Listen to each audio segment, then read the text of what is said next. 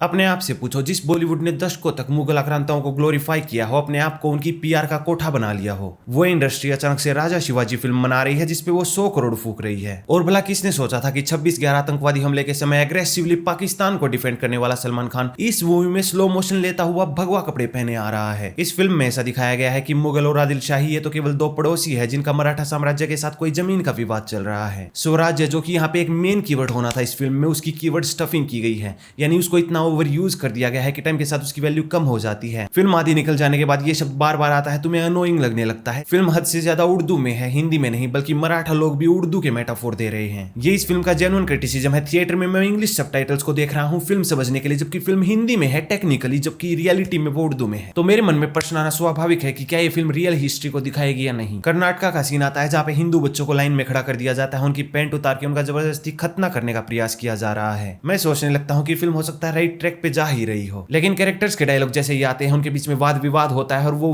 वाद विवाद इतना वेग है कि तुम्हारे सामने चीजें स्पष्ट हो जाती है कि पूरी फिल्म ही वेग रहने वाली है। ये फिल्म मुझे पुराने बॉलीवुड की याद दिलाती है, क्योंकि ये मुगलों की रिलीजियस आइडेंटिटी को हाइड करने में अपनी पूरी जी जान लगा देती है, उनके जिहाद और गजवाए हिंद के मिशन को हाइड करने में जान लगा देती है। रियलिटी में एक और मुगल भारत के इस्लामीकरण के लिए लड़ रहे थे, दूसरी ओर हिंदू राजा सनातन सभ्यता के लिए लड़ रहे थे। इतने महत्वपूर्ण युद्ध को इन्होंने केवल एक रियल एस्टेट डिस्प्यूट बना दिया, जहां पे पुणे और जवाली जैसी इंपॉर्टेंट लोकेशंस केवल प्लॉट की रजिस्ट्रीज लग रही हैं। Old habits die hard, Bollywood पे ये मुहावरा जचता है। जब इस फिल्म में भी बॉलीवुड पीर मजारों को प्रमोट कर रहा है, वो पीर मजारे जहां पे जाने वाले लोगों की संख्या अब कम हो गई है पिछले कुछ सालों में। अफजल खान को दिखाया जाता है कि उसकी भी कोई रिलीजियस आइडेंटिटी नहीं है, वो बस पीर मजारों पे जाता है। और याद है टीवी सीरियल में कैसे दिखाया करते थे कि रावण बहुत ही ज्ञानी व्यक्ति था, उसमें बस एक ही कमी थी कि वो थोड़ा सा एरोगेंट था। वही सेम टेक्निक यहाँ मुगलों पे प्रयोग की गई है, ये दिखाने के लिए कि वो तो ग्रैंड थे, अच्छे थे, वो तो बहुत ही ज्यादा प्रोग्रेसिव थे। इस पे भी मैं आऊंगा कि वो कितने प्रोग्रेसिव थे। और इसके विपरीत फिल्म क्या झूठ दिखाती है, लेकिन संदेश यही दे रही है कि उनमें बस एक ही कमी थी कि वो थोड़े से एरोगेंट थे। पीर बाबा भी कहते हैं अफजल खान को कि तेरा एरोगेंस तेरे लिए समस्या बन सकता है। बॉलीवुड का बस चलता तो शिवाजी महाराज से भी कवाली गवा देते। अब आते हैं राइटिंग पे। ऐसा लगता है कि किसी थर्ड क्लास के बच्चे ने इस फिल्म को राइट किया है, और हाँ, मैं अवेयर हूँ कि इसकी राइटिंग रितेश देशमुख ने की है, इसलिए मैंने थर्ड क्लास का बच्चा कहा कि वो आ से आ को राइम कर रहा है, जा से जा को राइम कर रहा है। उसकी राइटिंग में कोई दम नहीं है, इसलिए बार बार वो हाथी और शेर के मेटाफोर पे फॉल बैक करता है। विद्या बालन यहाँ बड़ी बेगम का रोल प्ले कर रही है और आदिल शाही के भरे दरबार में बिना बुरखे के बिल्कुल सजे धजे रूप में बैठी है और ऑर्डर दे रही है। एक भी महिला बुरखा नहीं पहने हुई। यह सीन फिर से इस्लामिक आक्रांताओं को व्हाइट वॉश करने के लिए है, उन्हें हद से ज्यादा प्रोग्रेसिव दिखाने के लिए है, जबकि वो रिग्रेसिव थे रियलिटी में। रियलिटी यहाँ पे दिखाते तो बड़ी बेगम एक बुरखे में होती और पर्दे के पीछे होती और किसी पुरुष के माध्यम से वो आदेश दे रही होती, वो भी केवल उसी स्थिति में जहाँ पे उसका शौहर मर चुका है। रियलिटी में उससे कोई आदेश नहीं लेगा क्योंकि वो एक महिला है, और इन मुगल आक्रांताओं के कल्चर में महिलाओं को कोई स्थान नहीं था, वो केवल एक वस्तु हुआ करती थी। फिल्म ने हिस्ट्री की ऐसी तैसी करके हिस्ट्री को एकता कपूर का सीरियल बना दिया, जहाँ पे विद्या बालन केवल एक टीवी सीरियल में आने वाली वैंप लग रही है। मेन लीड्स की बात की जाए तो रितेश देशमुख को तुम शिवाजी महाराज के रूप में इमेजिन ही नहीं कर सकते।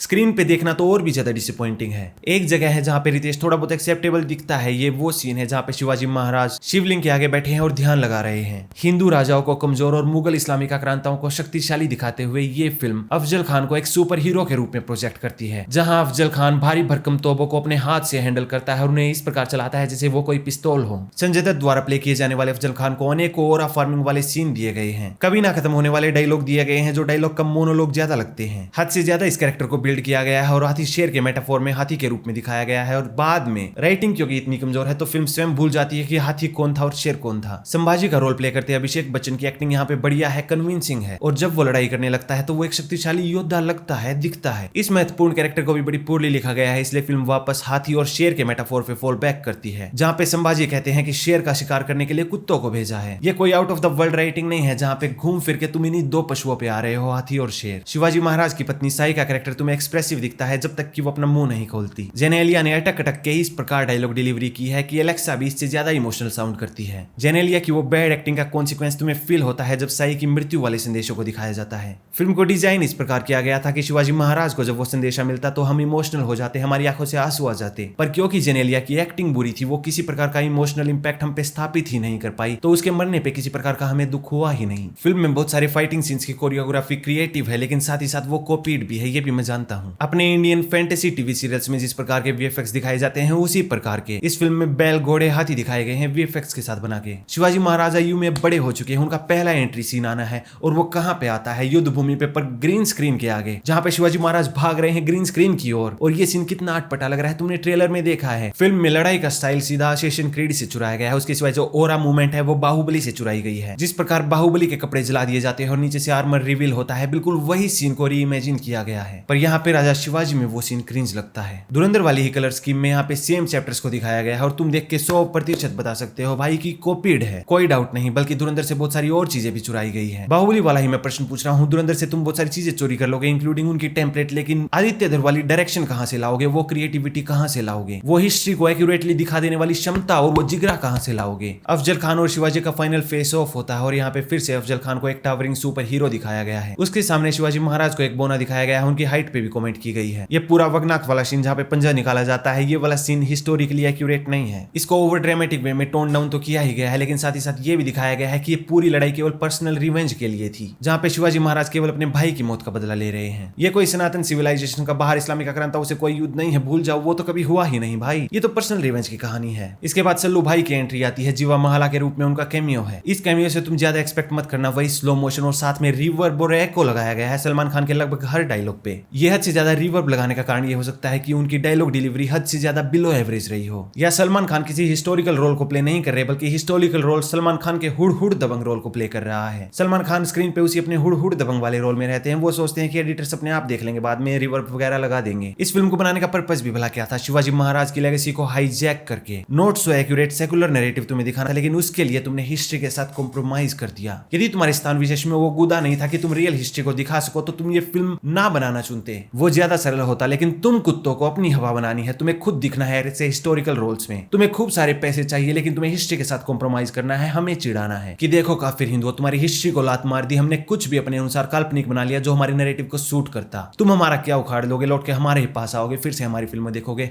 हमें करोड़पति बनाओगे, सिंपली ये जानते हुए कि ये फिल्म हिस्टोरिकली इनएक्यूरेट है, उसके सिवाय वीएफएक्स खराब है, सीजीआई खराब है, राइटिंग खराब है। तो मैं इस फिल्म को रेट करूंगा 5 में से 2 स्टार। यदि तुम इस चैनल पर नए आए हो तो इस चैनल को सब्सक्राइब करो, वो बेल आइकन ऑन करो, और मैं तुम्हें मिलता हूं अगली वीडियो में। धन्यवाद।